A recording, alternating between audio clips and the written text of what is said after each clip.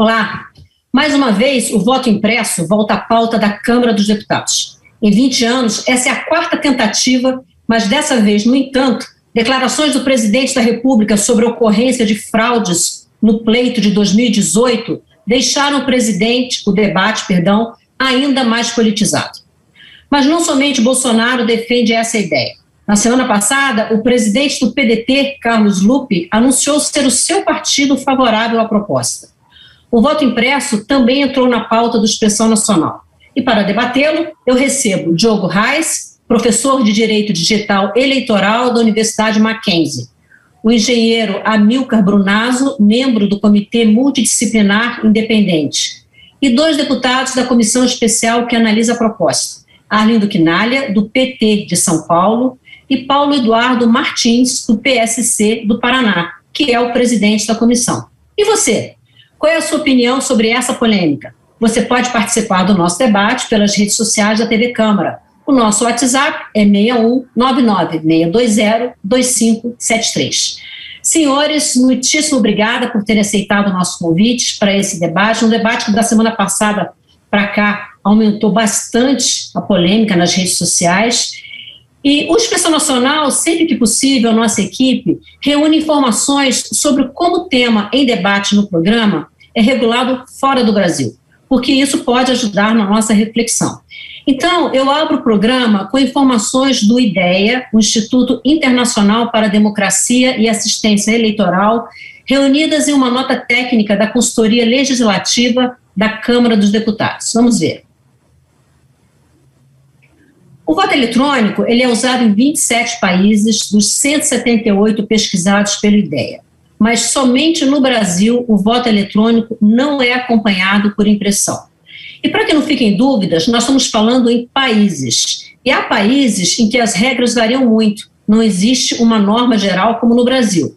Especificamente nos Estados Unidos, somente um estado, a Louisiana, adota o voto eletrônico sem impressão.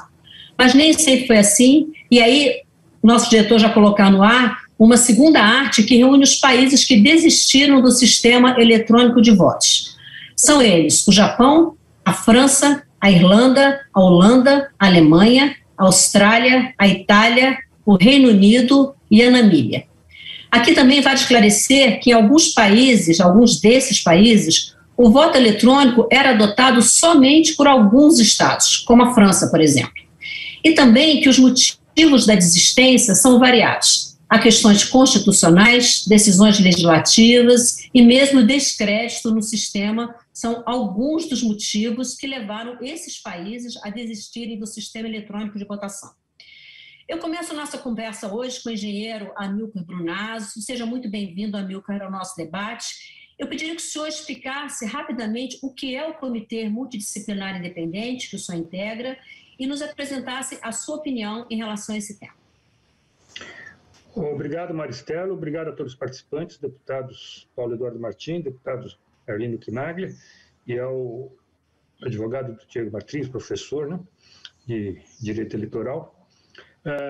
O Comitê Multidisciplinar Independente foi criado em 2010 para rebater um relatório que havia sido feito pelo Comitê Multidisciplinar do TSE. A história foi o seguinte: em 2007, 2008, uma subcomissão de voto eletrônico aqui da Câmara fizeram 2 relatórios sobre a urna eletrônica, a falta de confiança, e dali resultou a lei que em 2009 foi aprovada. O TSE quis contestar esses relatórios e criou o Comitê Multidisciplinar do TSE e apresentou o relatório para essas subcomissões. O relatório continha muitas impropriedades no nosso entender, então nós juntamos todos os especialistas que nós conhecíamos, que já tinham participado da auditoria da urna eletrônica, apresentação do software, no TSE. Então fazia parte do CEMIND, naquele momento, todos os técnicos que tinham acompanhado o desenvolvimento do software das urnas eletrônicas, que a gente argumentava que o sistema era inauditável. E fizemos os nossos relatórios. Desde então, nós já fizemos mais 2 outros relatórios, um sobre as eleições na Argentina, outro sobre as eleições do Equador, onde nós somos observadores internacionais, e a gente presta pareceres, né? 4 dos nossos membros também participaram daquela auditoria do PSDB em 2014, da eleição de 2014. A posição de todos nós, de todos esses técnicos que têm experiência no processo eleitoral, eu em especial acompanho o sistema eleitoral desde o ano 2000, é que o sistema, como projetado, não é auditável. E aí surge o grande conflito. Nós, que somos a favor da materialização do voto, dizemos que o sistema, como não dá para fazer auditoria. E a autoridade eleitoral, o administrador eleitoral, diz o contrário. Ele diz sempre que tudo é possível auditar, que tem teste de votação paralela, tem cerimônia de assinatura digital, tem zerésima, tem boletim de urna, tem um monte de coisa. E fica um jogo de discussão semântica aí. Quem que está falando a verdade? A questão é o seguinte: o administrador eleitoral, ele é quem presta o serviço, ele é o dono da urna eletrônica, o produto que ele nos oferece para o eleitor tem o direito ao voto, né? E o administrador eleitoral oferece a urna e oferece o serviço de eleição. E ele diz na sua propaganda institucional que o sistema é perfeito, lindo, não dá para fazer fraude e que não tem um monte de defesas. Mas quem foi lá fazer auditoria, nós somos auditores independentes, tentamos fazer auditoria e não conseguimos. Só para você ter uma ideia, a propaganda institucional do administrador eleitoral diz que a auditoria do PSDB de 2014 não encontrou nada, que fez auditoria, isso seria a prova de que dá para fazer auditoria, e que fez auditoria e não encontrou nada. Mas quem lê o relatório feito pelos 10 auditores que fizeram essa auditoria em 2014, a conclusão é completamente diferente. A conclusão é que o sistema eleitoral informatizado brasileiro não foi projetado, desenvolvido ou implantado para permitir auditoria independente, efetiva do resultado, e que o sistema adotado e o processo desenvolvido pela autoridade eleitoral, com suas severas restrições, foram mais de 30 restrições que eles impuseram sobre os auditores, não permitiram a conferência a determinação do nível de confiabilidade na etapa de votação e apuração dos votos, que ocorre nas urnas eletrônicas. Então, a conclusão dos auditores independentes que foram ao TSE tentar fazer auditoria é que não foi possível fazer auditoria. Tá? Então, nesse jogo, é possível, não é possível? Se você ouvir as pessoas de fora que foram fazer uma auditoria independente, eles dizem que não dá para fazer. E o administrador eleitoral diz que dá para fazer, que é tudo perfeito, né, na sua propaganda institucional.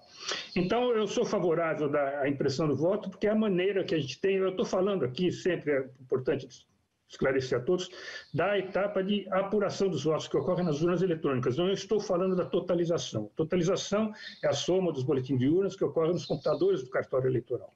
Eu estou falando da contagem dos votos que gera o boletim de urna, que ocorre nas urnas eletrônicas. É sobre isso que a gente está falando. Tá?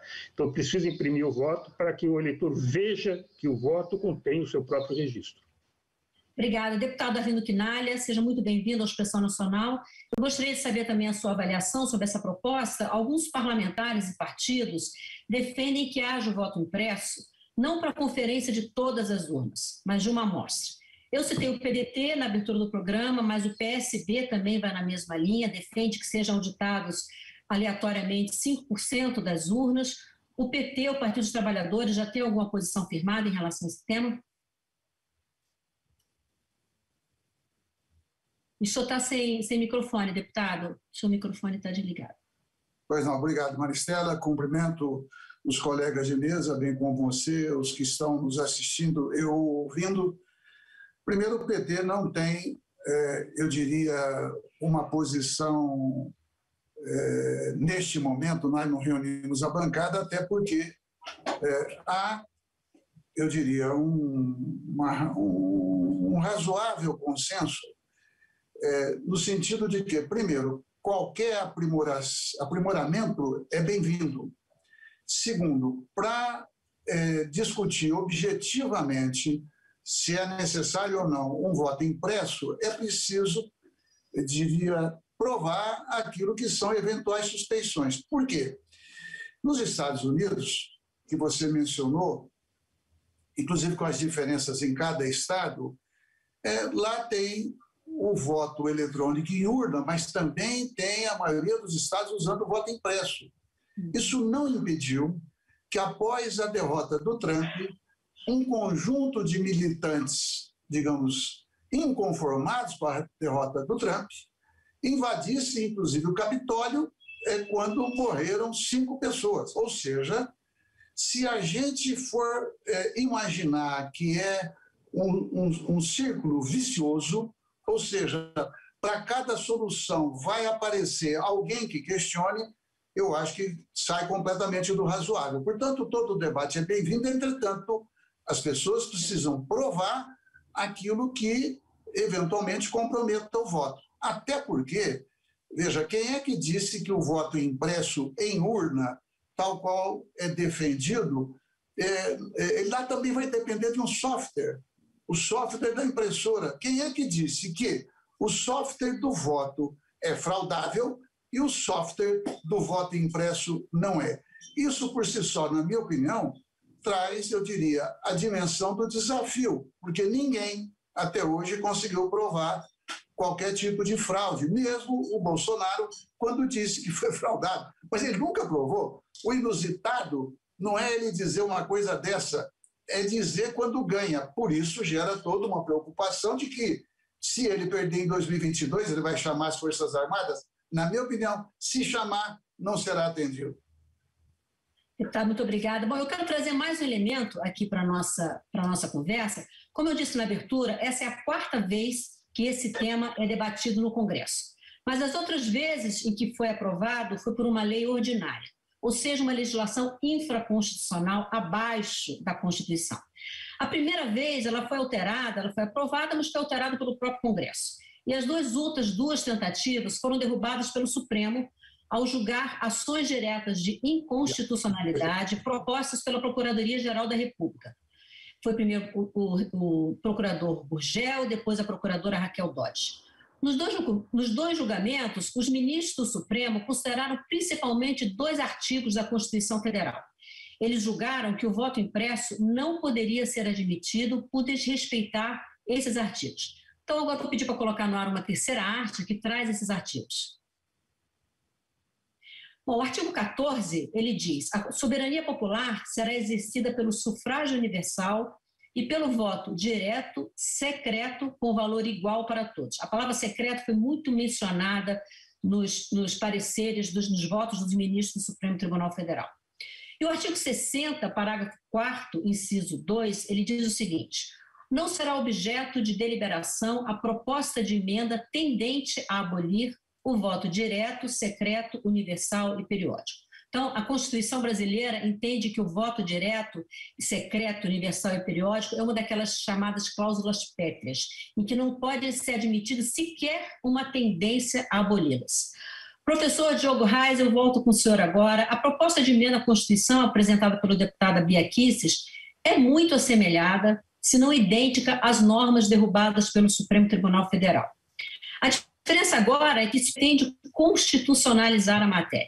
Mas nós sabemos que, para uma matéria ser constitucionalizada, ela precisa também respeitar a Constituição e seus princípios. A PEC passou pela CCJ da Câmara, que fez o primeiro controle de constitucionalidade no Parlamento, mas eu queria saber a sua opinião sobre essa PEC. Se o senhor acredita que, na hipótese de ela ser aprovada, se ela tende a ser questionada no Supremo, e acrescentar um dado, o ministro Barroso deu uma entrevista para o jornal o Globo, nesse domingo, em que ele disse o seguinte, abre aspas: se a emenda constitucional do voto impresso vier a ser aprovada na Câmara e no Senado, e sendo validada pelo Supremo Tribunal Federal, o papel do TSE é cumprir a Constituição e as leis vigentes no país. Em boa fé, faremos o que for possível, fecha aspas. Chama atenção aqui, para mim, na fala do ministro, que ele diz, e sendo validada pelo Supremo Tribunal Federal. Por quê? Porque, em princípio, uma proposta de emenda à Constituição, ela não precisa ir ao Supremo Tribunal Federal. Ela passa pura e simplesmente pelo Parlamento. Se o ministro diz sendo validada pelo STF, é porque ele já considera que essa proposta de emenda à Constituição, uma vez aprovada pelo Congresso Nacional, ela será, sim, submetida ao escrutínio do Supremo Tribunal Federal. Eu gostaria de ouvi-lo, o que se pode esperar disso? Perfeito, Marcelo. Primeiro eu queria agradecer a oportunidade de estar aqui com vocês discutindo esse tema que é tão importante para o país. Queria cumprimentar os deputados, Paulo Eduardo Martins, deputado Arlindo Quinaglia e o engenheiro Amilcar Brunazzo e a toda a equipe que faz esse programa acontecer e traz a oportunidade da gente poder discutir diversos pontos de vista, inclusive tecnicamente e do ponto de vista da opinião também. Bom, muito bem colocado, Maristela, em razão da estatura daquela norma. Então, até então, a gente estava olhando, então, basicamente, a gente poderia pensar no sistema jurídico como uma pirâmide, onde a Constituição está lá em cima e as outras leis estão abaixo dela, e as leis têm que estar de acordo com a Constituição. E, até agora, as tentativas foram justamente tentativas infraconstitucionais, ou seja, no âmbito da lei.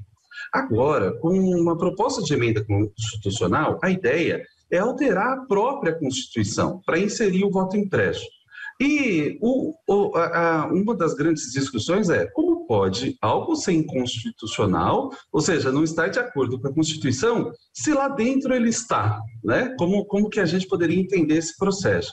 É justamente pelo que você mencionou com as chamadas cláusulas pétreas, né? Que não tem esse nome por acaso, são comandos que nem a própria Constituição poderia mudá-los.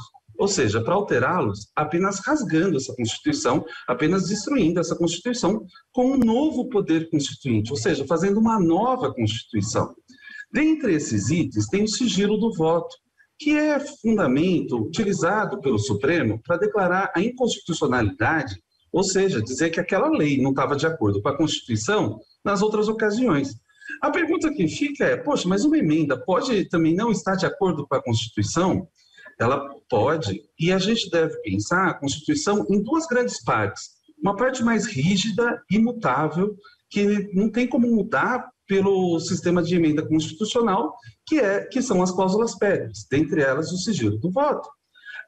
E as outras normas constitucionais que podem ser alteradas por meio de emenda constitucional. Então, uma emenda constitucional que confronte uma dessas cláusulas pétreas, ela frustra e ela pode ser declarada inconstitucional. A quem cabe dizer o que é constitucional e o que não é constitucional. A gente tem diversos atores nesse processo. O Congresso Nacional, a Comissão de Constituição e Justiça faz esse controle prévio de constitucionalidade.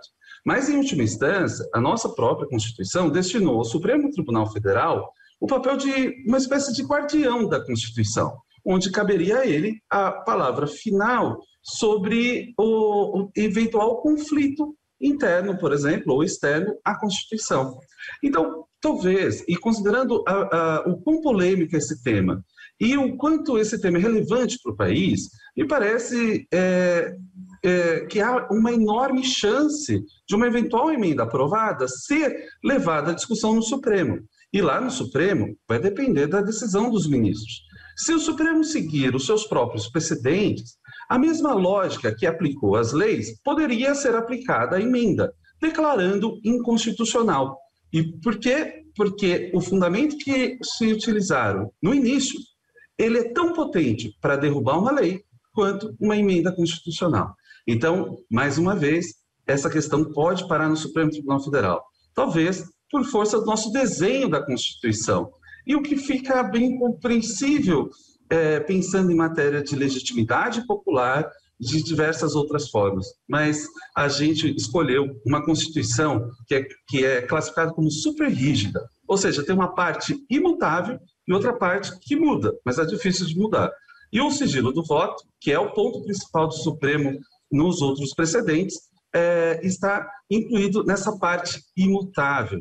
Então, provavelmente, a gente vai ter essa discussão, mesmo que passe no parlamento, a gente terá essa discussão levada ao Supremo, com todos os riscos que isso envolve, desde a compreensão popular, a expectativa popular e todas as outras questões, como o judiciário tem ficado sob ataque, muito, muito presente, e assim como uma instituição não deve fugir às suas responsabilidades.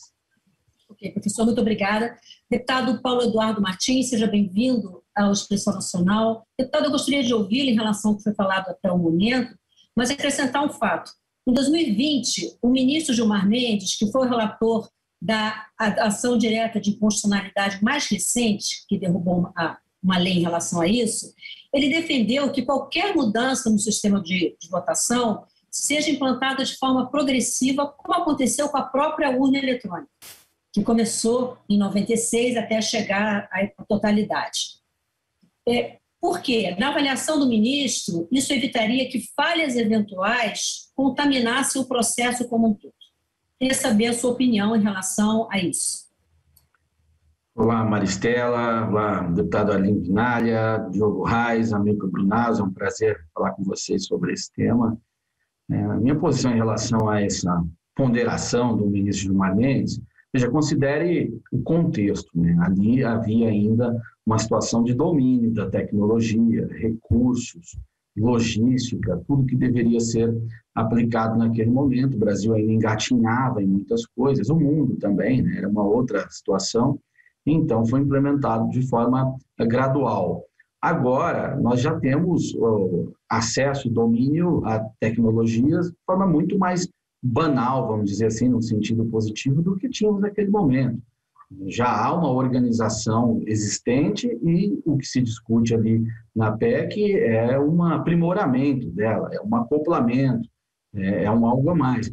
Pode vir a ser implementado de forma gradual? Isso é até discutível, mas eu acredito que seja viável ser implementado, até porque nós temos um ano ainda para a eleição, de forma total. Se esse for o entendimento do Congresso, que deve ser aplicado um voto impresso, né, com essa possibilidade de contraprova, até porque, se for implementado apenas numa parcela, isso não vai gerar confiança da população que desconfia, que é uma parte da população, no restante dos instrumentos, aliás, dos aparelhos onde não há o voto impresso.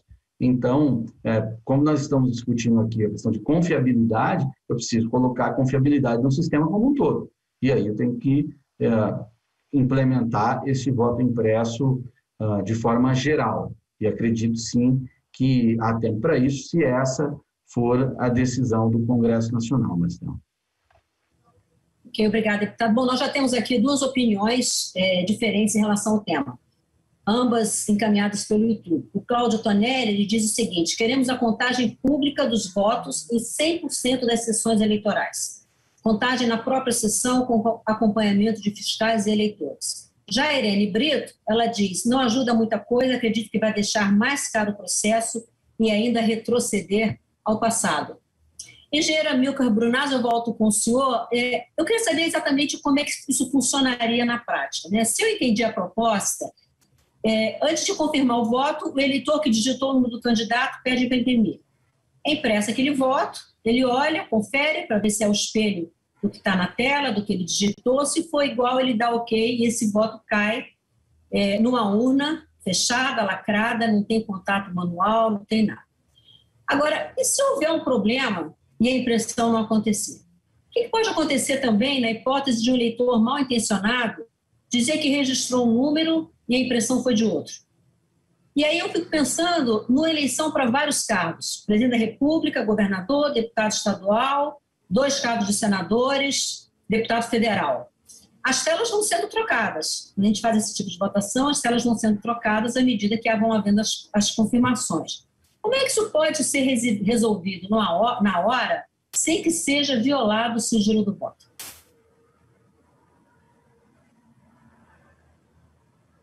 O senhor está Olá, Maristela. Pronto.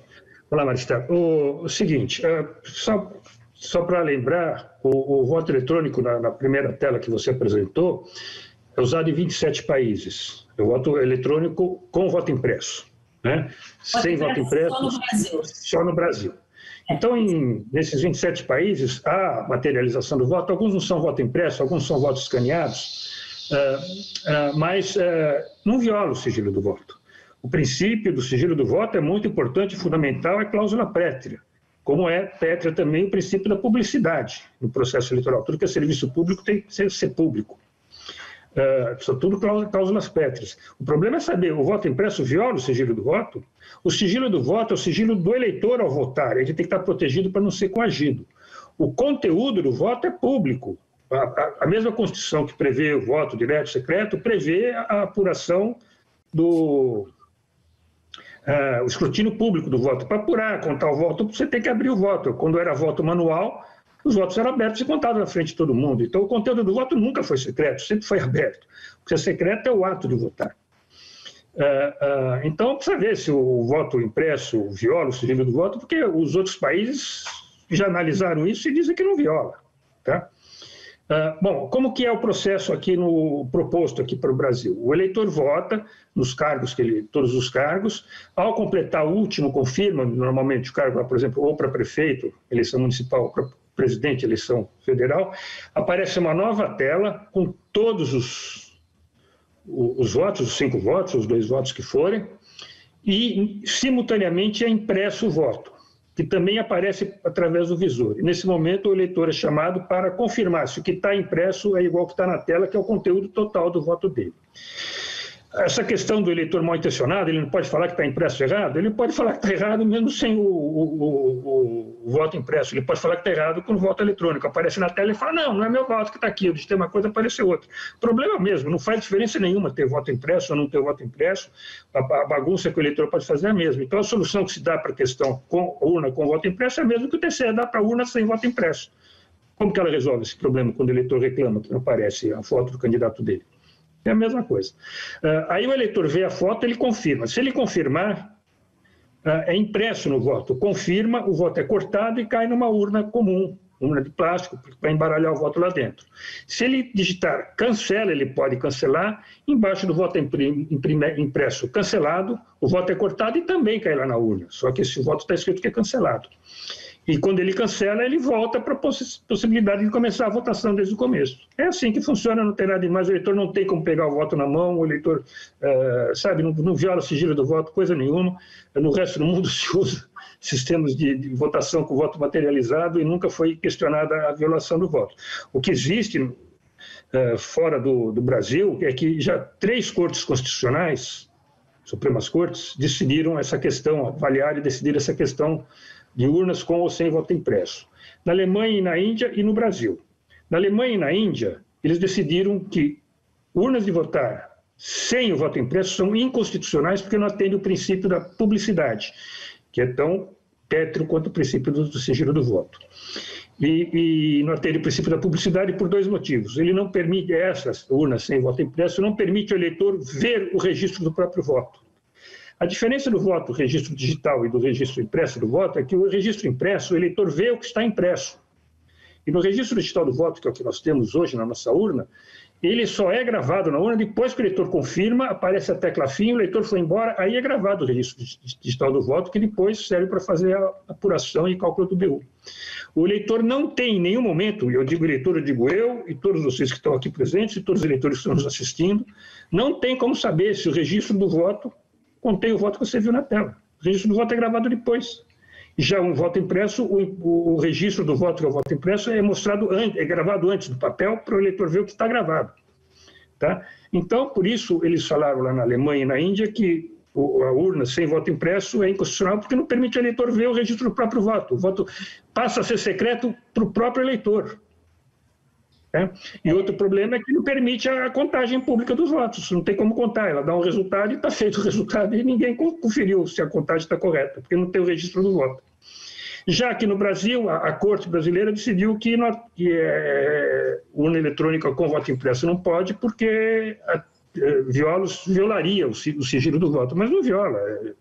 Esse foi o argumento que eles usaram. A diferença entre a Corte brasileira e as Cortes da Alemanha e da Índia é que as Cortes da Alemanha e da Índia são juízes, que são ministros lá das Supremas Cortes. E no Brasil, os juízes da Suprema Corte brasileira são também administradores, são membros do TSE, da administração eleitoral.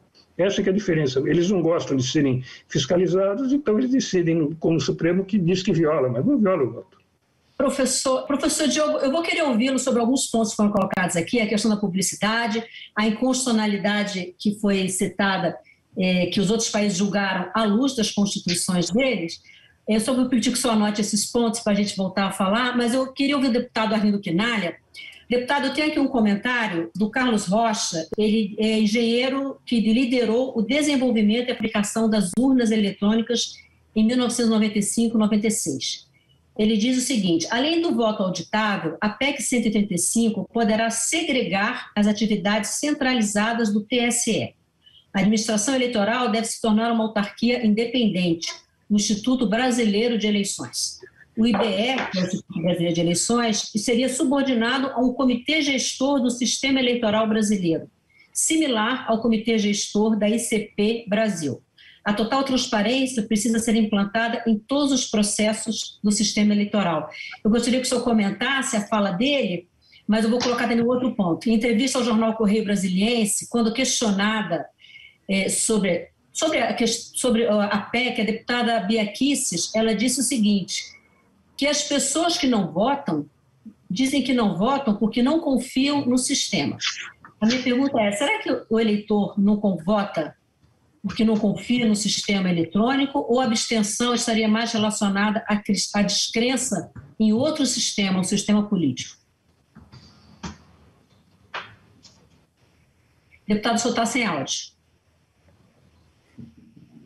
Eu sou disciplinado para não deixar aí algum som estranho, mas na hora de falar eu vou no automático. Bom, eu vou começar por essa sua última pergunta. Primeiro, há mais de uma pesquisa feita por institutos diferentes que mostram que mais do dobro de pessoas que duvidam da urna eletrônica confiam. Bom, então eu vou começar com uma frase, eu diria, um pouco mais forte. Para quem tem dúvida, para quem tem uma convicção, é praticamente impossível. É um processo brasileiro, eu citei o norte-americano e deve haver em outros países. Então, eu diria que a gente tem que fugir desse círculo que é infindável. Até porque eu aqui não quero fazer nenhuma insinuação, eu quero falar de um fato. Existe um mercado de fornecimento de equipamento eletrônico caríssimo. Então, se você começar a exigir mudança em urna, daqui a pouco a urna que alguém pode eventualmente passar a confiar, ou até de maneira fingida, não, nessa eu confio, naquela não, esse fingido é aquele que tem interesse econômico, você vai multiplicar o preço de uma urna eletrônica atual por 100, ok? Segundo, em 2002, o TSE fez um teste e colocou 6% dos eleitores brasileiros para votar em urna eletrônica e também com voto impresso. O relatório do TSE mostra o seguinte, que aumentaram as filas, atrasou o processo e, pior, em pouco mais de 30%, eu vou lá, 30% das urnas onde teve a impressora conectada, necessitou 30% de votos cantados. O que é o voto cantado? Na hora que você vai aferir, que você vai auditar o voto, como não funcionou bem, emperrou a impressora, qualquer que foi o motivo, então teve que pegar os votos escritos e 30% foi cantado. Cantado é você ler o voto, dizer qual é o voto e alguém anotar. Tem 3 chances aí de fraude, não obrigatória, mas onde entrar o elemento humano com algum tipo de interesse desonesto, aumenta muito a possibilidade da fraude. Pois bem, apenas 0,68% da urna eletrônica teve o voto cantado. Então foi 44 vezes mais naquele voto impresso que teve que ter, na urna com voto impresso também, é que teve que ter o voto cantado. Então eu acho que para além da opinião de quem quer que seja, por mais respeitável que seja qualquer um desse debate, eu acho que nós temos que trabalhar aproximadamente com os fatos preferencialmente confirmáveis ou confirmados. Com referência à proposta do engenheiro, que agora, não sei se é Rocha, o nome dele, me perdoe. Carlos Rocha. Carlos Rocha, obrigado. Enfim, eu não sei se entendi totalmente. Eu concordo com a tese dele, não sei se a solução que ele apresenta, eu sou médico, não sou da área, eu estou apenas raciocinando, tentando entender e acertar ao mesmo tempo. Pois bem, então, quando ele defende, digamos, a total transparência, eu concordo com isso. Agora, nós estamos aqui também com uma outra variável, que é aquele que tem interesse em ver o seu voto não pode ver o meu voto, o seu voto, porque eu não estou interessado em abrir o meu voto para quem quer que seja. Onde que isso pode ocorrer? Não estou dizendo a proposta do Dr. Rocha. Eu estou falando ainda com a minha impressão, depois eu vou chegar de um comitê, eu diria, gestor, como ele propõe. Então, a minha preocupação é que, eu já comentei na minha primeira participação, se duvida do software para o voto, então vão ver onde é que estão as falhas. Eu vou dar um exemplo. Quem municia a urna para ter ali o voto secreto são técnicos do TSE. Imaginemos 50 técnicos, 100 técnicos, todos treinados e que sejam sorteados no dia da eleição, para saber qual é o técnico que vai municiar tantas urnas, a totalidade ou parcialmente, pegar outros técnicos, que a gente pega 8 técnicos de cada vez para ele municiar.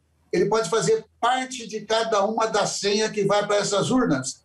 Então, teria que ter um complô, né? E tem mais, se na hora da apuração perceber que esse complô existiu, você tem lá a digital de quem municia, digamos, na mensagem, que ela é sequencial, não é a linguagem de máquina, é a linguagem de quem municia.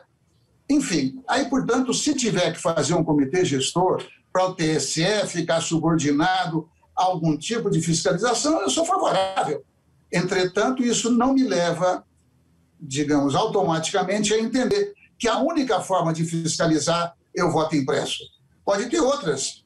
A tecnologia que serve para facilitar o hackeamento serve também para proteger o sistema, na minha opinião. Obrigado. Deputada Arlindo Quinalha, eu vou passar para o seu WhatsApp depois a sugestão do Carlos Rocha, que realmente, como é uma sugestão um pouco mais complexa, aí eu passo para o senhor, porque aí fica mais fácil para o senhor registrar. Agradeço muito. Agradeço. Obrigado.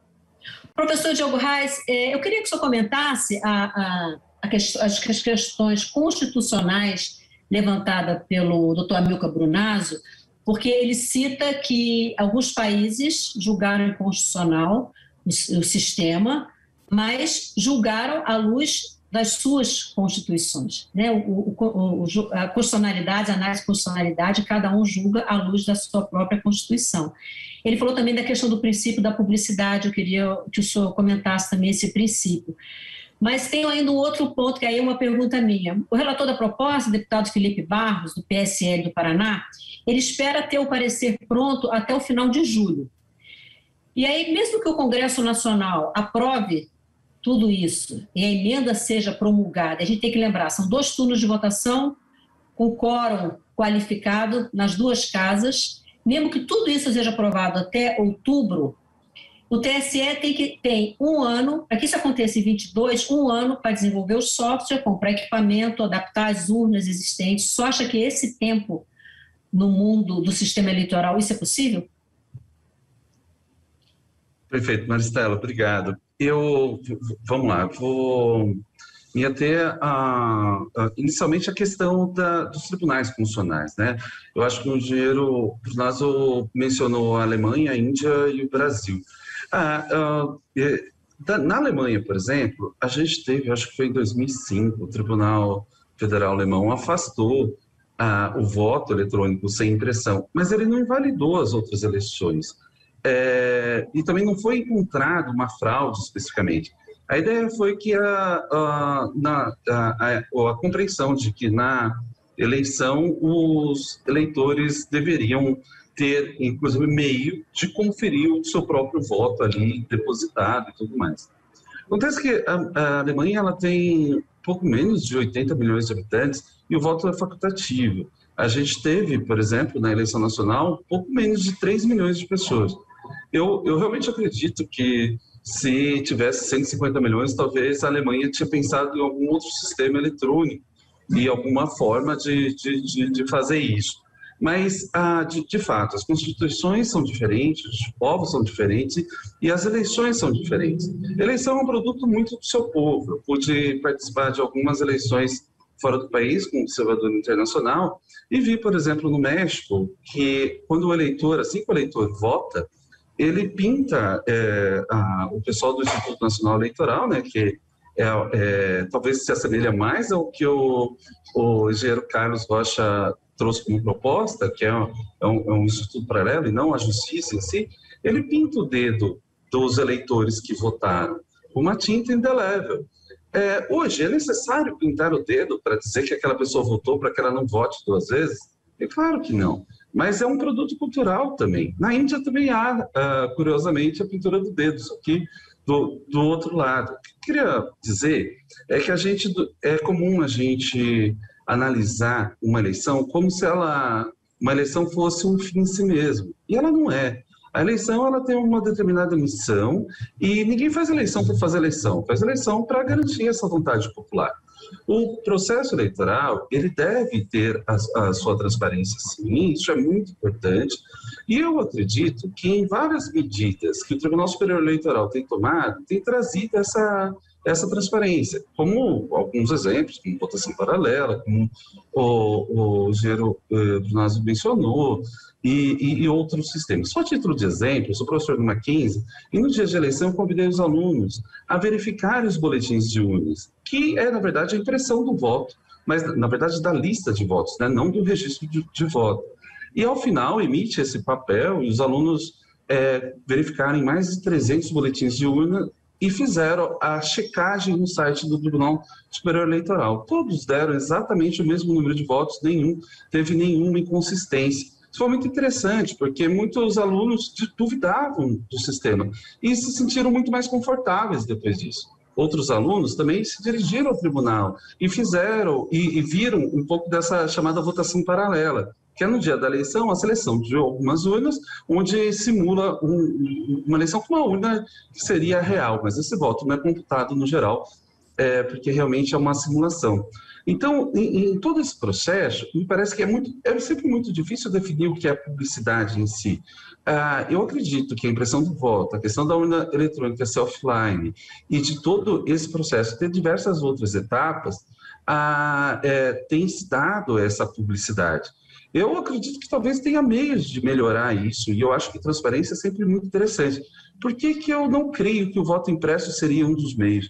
Porque eu creio que a rudimentaridade do voto impresso e a sua contagem, ela é muito mais frágil do que outros sistemas de proteção.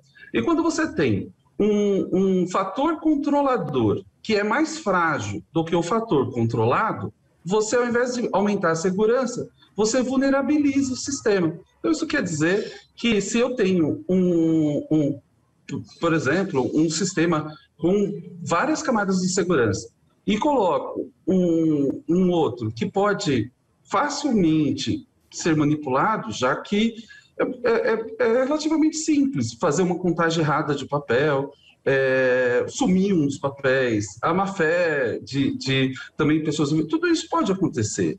E isso poder condenar a eleição de um país inteiro. E tentando colocar a questão do sigilo do voto, que realmente, pensando na prática, na velocidade, na quantidade de pessoas e de candidaturas, a gente teve em 2020 meio milhão de candidaturas, 150 milhões de eleitores. E quando a gente coloca tudo isso, e um fator de uma impressora, a gente cria um custo enorme, um risco enorme em matéria do seu uso ali e tudo mais, e tudo isso partindo não de uma certeza, mas de talvez uma presunção, porque realmente até o momento não me parece que houve nenhuma prova. Eu creio que isso foi aberto diversas vezes e a gente tem um sistema, tanto o judiciário nacional quanto internacional, que poderia ver isso. Eu realmente me preocupo com esse momento. O senhor entrou no ponto que é justamente o ponto que eu gostaria de tratar com o deputado Paulo Eduardo Martins, que é a questão do custo. O TSE estima em 2 bilhões de reais o custo de implantação dessa medida. Aí eu pergunto para o senhor, no momento que o fiscal que o Brasil vive, um momento econômico de fazer esse investimento ou ter essa despesa, depende muito do olhar de quem avalia isso. E a Rita Trento, de Catalão, Goiás, ela diz o seguinte: por que o país vive um retrocesso em termos de ciência e tecnologia, tendo um ápice da volta do voto impresso? Então, ela coloca a volta do voto impresso dentro de um retrocesso geral, em termos de ciência e tecnologia. Em qual momento o brasileiro perdeu o bonde da história? Pergunta a Rita Trento. Deputado. A colocação da nossa espectadora aí, ela é completamente descabida, Do contrário, países como o Japão, Alemanha e Estados Unidos estariam aí na vanguarda do atraso. E não é o que parece, A tradição deles tecnológica, inclusive, é muito mais forte do que a nossa. Sobre os custos que são colocados, é uma estimativa do TSE e a gente tem que entender que a democracia, ela custa mesmo, e certamente uma democracia instável, por conta de uma eventual desconfiança do seu processo eleitoral, ele vai custar muito mais do que esses 2 bilhões, ou 1 bilhão, ou 3 bilhões que venham a ser o custo de uma implantação tecnológica que venha a responder a uma parte da população que não confia num voto puramente eletrônico. Portanto, eu entendo isso como investimento necessário, coisas que a gente tem que arcar, se assim for decidido, para dar estabilidade para o processo. Uma democracia estável é a única democracia viável. Uma instável é uma democracia que se condena, e não é isso que a gente quer. E o momento é, sim, de discutir isso, porque é exatamente o momento onde há desconfiança maior, onde, por razões de redes sociais, a informação corre, seja ela verdadeira ou não, e é possível, é preciso dotar o sistema de sustentar a sua confiabilidade para o homem que domina a linguagem técnica e para o mais simples dos homens. A democracia para esses dois. Ele tem que compreender o processo. Aqui você vai perguntar para o TSE como é que funciona o voto eletrônico, o cara te dá uma explicação de 15 minutos. Não é possível, não é viável isso. Isso sim abre portas para que a eleição seja questionada com ou sem razão. É isso que eu quero evitar, porque aquele que perde a eleição, ele tem que aceitar que perdeu também. E não é o eleitor, aliás, o candidato que perde, é o eleitor que perde. Ele tem que acreditar que a escolha dele foi respeitada e que ele perdeu e quem assumiu o mandato é legítimo. Uma democracia onde um eleito tem a legitimidade contestada, ela está sob risco. E a gente não precisa correr esse risco, ou pelo menos temos que trabalhar para diminuir esses riscos. No início, o deputado Arlindo citou a questão dos Estados Unidos. Nos Estados Unidos, a natureza do processo era outra. As Supremas, aliás, as cortes estaduais, várias delas, definiram que era possível o voto por correio.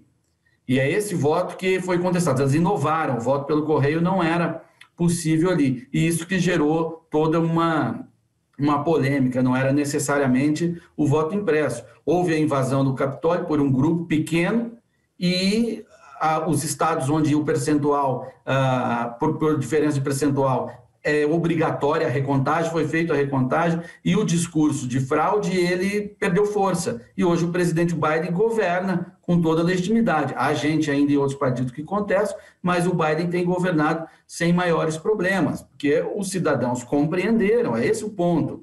Eu nem entro na discussão tecnológica, se é possível fraudar, se não é possível fraudar, se houve ou se não houve fraude.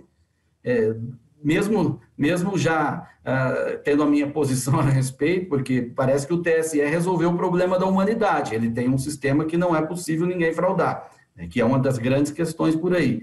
Mas mesmo que não tenha havido, que não haja, então, ele precisa ser compreendido por todo mundo. E hoje ele não é. Tem que haver uma certa confiança no sistema, aliás, a confiança total no sistema, e isso abre, sim, o flanco para discursos populistas que podem vir a trazer instabilidade para a nossa democracia. Obrigada, deputado. Senhores, nosso programa está caminhando para o final, tem menos de 10 minutos. Eu quero fazer mais uma rodada, preciso que os senhores sejam mais objetivos nas respostas, para dar tempo da gente ouvir todo mundo. Vou inverter um pouco a ordem. Deputado Arlindo Quinalha, na opinião do presidente do TSE, o ministro Luiz Roberto Barroso, se o voto impresso for implementado no Brasil, o resultado das eleições será judicializado. Ele destacou que, com esse modelo, muitos candidatos que perderem irão pedir recontagem e conferência. E aí ele diz, abre aspas, em um país que judicializa tudo, nós não precisamos disso. Nós queremos que o poder emane das urnas e não de um juiz. O senhor concorda com ele que isso vai ser judicializado?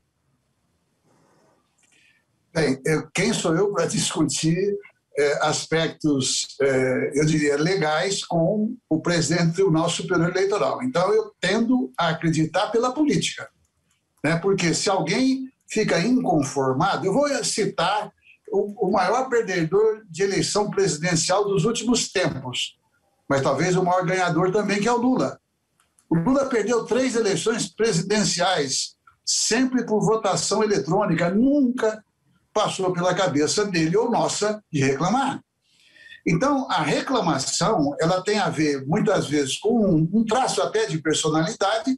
Agora, na política, e até aproveitando o que o meu companheiro, o presidente Paulo, falou, veja, assim, eu queria perguntar para nós mesmos, não precisa nem responder, as pessoas de fato entendem como é que no Brasil o voto em papel havia roubo? Também não sabe. Porque isso aí é normalmente uma operação de poucos mesmo. Porque se a gente colocar vis-a-vis como é que se rouba uma eleição com voto impresso, eu tenho certeza que as pessoas falam assim, isso eu não quero de maneira nenhuma. Mas ninguém está defendendo o voto impresso, ponto.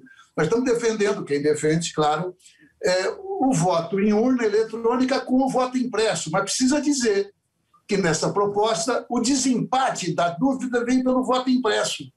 Então, se é o voto impresso que resolve, por que as pessoas então não assumem, aí sim, colocar o voto em papel? Não assume porque é impossível. Finalizando, também fazendo aqui uma imagem, se Japão e outro poderia ser visto como a vanguarda do atraso, eu vou dar aqui o exemplo da vanguarda da tecnologia, da garantia democrática, Venezuela. Não tem processo eleitoral nenhum da Venezuela no último período que não tenha sido contestado. Não é? E lá tem o voto em urna e o voto impresso. Por que as pessoas, então, inclusive as potências como Estados Unidos, Japão, Alemanha, falam não, a eleição na Venezuela está garantida. Então, tem muito de disputa política, tem interesse econômico e tem pessoas de boa fé que acreditam que o voto impresso junto com o voto de urna é a maior garantia que existe. E eu não quero fugir, não é da tecnicalidade dos fatos. Dizer que houve ou não fraude não é tecnicalidade, é fato. Porque, veja, se a gente trabalha com uma dúvida que vai até o infinito, não tem saída. Deputado Arlindo Quinalha, muito obrigado pela sua participação no Expressão Nacional. Professor Diogo Reis, o deputado Quinalha introduziu um assunto que eu queria ouvi-lo agora nesse encerramento, que é quem entenda que o voto impresso poderá dar margem ao voto de cabresto, em especial em áreas onde a fiscalização é precária ou existe um Estado paralelo. Exemplo disso são as comunidades onde as milícias armadas garantem currais eleitorais. O senhor avalia que essa ameaça de fato exista? Marcelo, eu acredito que sim, porque a vulnerabilidade que o voto acaba encontrando na sua impressão, ela talvez não seja no registro do voto, mas sim na sua apuração. Eu sei que há muita gente séria e muita gente comprometida que se envolve no processo de apuração, mas a gente não pode garantir que isso aconteça. Há muitos lugares em que não é possível fiscalizar com tanta tranquilidade ou com tanta segurança como acontece talvez em grandes centros. Eu realmente acredito que a impressão do voto talvez não seja a solução ideal para os problemas a que propõem corrigir. E que talvez outros espaços ou outras técnicas, outras tecnologias poderiam ser melhor utilizadas a respeito do voto do que puramente a sua impressão e a sua contagem. Justamente pelo que eu disse, eu acredito que a contagem manual é mais falha do que todo o processo eletrônico. E se ela for o verificador de validade do eletrônico, ela vai vulnerabilizar todo o sistema, vai deixar tudo muito mais falho. Eu também me preocupo muito com países de ponta em tecnologia e sempre me perguntei por que eles não adotam um sistema como o nosso se eles são tão evoluídos tecnologicamente. Mas, além de reafirmar que uma eleição é um produto do seu povo, como eu disse, nós temos uma estrutura centralizada das eleições. Desde a década de 30, em 1932, criamos a Justiça Eleitoral para que ela regulasse as eleições por meio da normatização, ou seja, com base na lei fizesse suas resoluções, para que ela executasse as eleições, sendo uma grande gestora do processo eleitoral e que julgasse os conflitos eleitorais. Perceba que o desenho dela é como se fosse um mini país, né? Uma espécie de judiciário, legislativo e executivo. E essa concentração, ela vai na contramão da separação, justamente em razão da confiança e do seu propósito. Então, talvez, esse tema ficou ainda mais sensível com uma desconfiança generalizada nas instituições. E talvez o grande pressuposto do sucesso da urna, que está há 25 anos, é justamente Desculpa, coloquei para despertar, não perdeu tempo e me atrapalhou. Mas é justamente o que está fazendo aumentar a desconfiança. Ou seja, os seus elementos de confiança acabou jogando contra si. Eu acho que a gente precisa pensar se o voto impresso é a solução certa para um problema e se é que esse problema realmente existe. Professor Diogo Reis, muito obrigado por sua participação no Expressão Nacional, muito grata.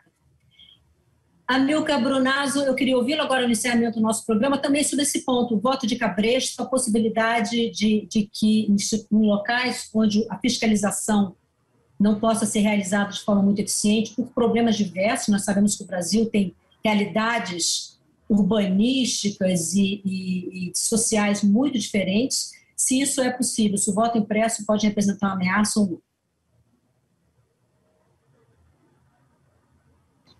O voto impresso, como está previsto na PEC, que está em votação na comissão, e as outras 3 leis que já foram aprovadas, previam claramente que o eleitor não tinha contato com o voto impresso. Ele vê o voto impresso através do visor, confirma, ele cai numa urna, o eleitor não leva para fora. Não tem como o eleitor levar o voto para fora, ele não pega o voto na mão, para poder ser coagido depois. Então, é só essa afirmação de que o voto impresso vai permitir a coação de eleitores, não vai permitir mais do que a urna sem voto impresso. O eleitor coagido, ele pode ser coagido para fotografar a tela da urna sem voto impresso, para poder depois mostrar que votou. Então, onde há a coação com ou sem voto impresso, o voto impresso não muda absolutamente nada. Foi só mais um discurso que criaram para serem contra o voto impresso. Tá? É isso que eu tenho a falar. Eu queria falar aqui, deixar só uma questão para todos os ouvintes e para todos que estão presentes. Como é que vocês sabem que o registro do voto de vocês, se vocês votam há 25 anos na urna eletrônica, contém o voto de vocês, se vocês não podem ver o que está escrito lá? Pensem nisso.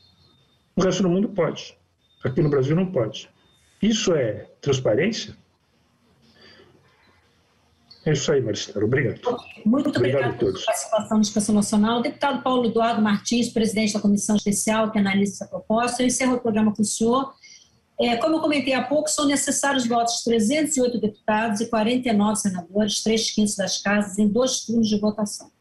O senhor acha que isso a comissão ainda está na fase de audiências públicas, né? Parece que hoje à tarde, inclusive nessa segunda tarde, tem mais uma rodada. O senhor acha que é possível isso ser concluído e ser implementado ainda em 22? Se é possível, depende da vontade do Congresso. Veja, ele vai ser possível se for viável. Ele vai ser possível se o Congresso entender assim. Tudo no Congresso depende, claro, de uma correlação de forças, de concordância, de você superar obstruções, coisas que são próprias dele. E os prazos, os ritos, dependem exatamente dos acordos a respeito dessas matérias. E se for uma vontade da maioria do Congresso colocar um novo sistema eleitoral, onde o voto possa ser auditável, pode ser conferido, possa trazer aí respostas para uma população que tem cobrado o Congresso de forma significativa, vai andar, vai ser um rito mais célere e vai ser aprovado com possibilidade de ser implementado ainda para a eleição do ano que vem. Se não andar, se não for viável nesse prazo, significa que o Congresso ainda não chegou num ponto que a sociedade ainda diverge a respeito e não vai ser implementado. Por essa razão, né? Esse trâmite no Congresso, ele vai refletir muito essa tensão social, eu falo tensão aí num ponto positivo mesmo, a respeito desse tema. Mas a comissão já tem os seus trabalhos planejados e, por prudência, tem que sim trabalhar com margem de prazo para que o trâmite total de uma emenda constitucional seja viável. Muito obrigada, deputado Paulo Eduardo Martins. É sempre bom a gente lembrar que o parlamento é justamente o local para que essas tensões se encontram e que seja possível um acordo ou não. Nós conversamos aqui sobre a proposta de emenda à Constituição 135 de 2019, que é muito associada à deputada Bia Kicis. Ela é a primeira signatária dessa PEC, mas eu lembro que uma PEC, para ser apresentada por deputados, ela precisa ter, no mínimo, 171 assinaturas. Ou seja, no mínimo 171 deputados apoiaram essa PEC para que ela começasse a tramitação. Se você tem interesse em acompanhar o andamento dessa PEC, você pode ir na página da Câmara dos Deputados na internet. No alto, na página, você tem atividade legislativa, propostas legislativas, você marca PEC de proposta de emenda à Constituição, número 135, ano 2019, cadastre o seu e-mail e você passa a ser notificado de toda a tramitação dessa proposta na Câmara dos Deputados. Eu sou Maristela Santana, eu agradeço a você a sua participação, a sua audiência, e a gente se vê na próxima segunda, às 11 da manhã, ao vivo, na TV Câmara e nas redes sociais. Até lá!